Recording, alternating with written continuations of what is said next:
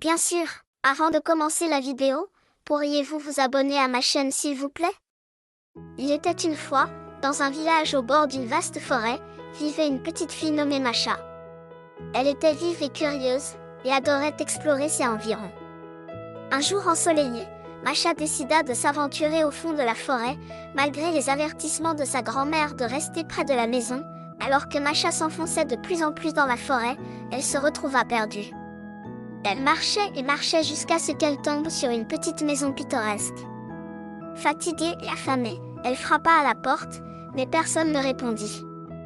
Curieuse, elle poussa la porte et entra. La maison appartenait à un ours, qui était sorti se promener. Masha, ne le sachant pas, s'installa confortablement. Elle trouva de la bouillie sur le poêle, en mangea, puis décida de faire une sieste. Elle se blottit dans le lit douillet de l'ours et s'endormit profondément.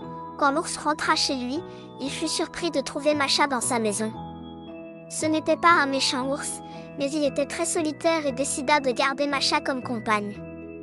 Masha, cependant, s'ennuyait de sa maison et voulait retourner chez sa grand-mère. Masha eut une idée astucieuse pour s'échapper. Elle dit à l'ours qu'elle voulait faire des tartes et qu'elle devait les apporter à son village.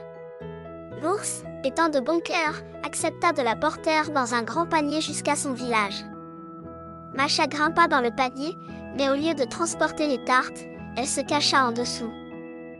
L'ours, ne soupçonnant rien, porta le lourd panier à travers la forêt en direction du village de Masha. Alors qu'ils approchaient du village, Masha pouvait entendre les sons familiers et sentir les odeurs de chez elle. Elle était tellement excitée qu'elle ne pouvait plus rester silencieuse. Quand l'ours posa le panier pour se reposer, Masha sortit en trombe et courut directement à la maison de sa grand-mère. L'ours, réalisant qu'il avait été trompé, se sentit triste mais comprit le désir de Masha de retrouver son foyer.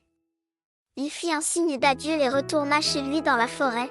Masha et sa grand-mère étaient ravies d'être réunies. Elles célébrèrent avec un grand festin et Masha promit de ne plus jamais s'aventurer seule dans la forêt. Dès ce jour, Masha et l'ours restèrent de bons amis. L'ours rendait souvent visite à Masha et sa grand-mère, et ils vécurent de nombreuses autres aventures ensemble, se souvenant toujours du jour où Masha s'était perdue dans la forêt. Ainsi, Masha et l'ours vécurent heureux pour toujours, avec la curiosité de Masha et la gentillesse de l'ours menant à une amitié durable.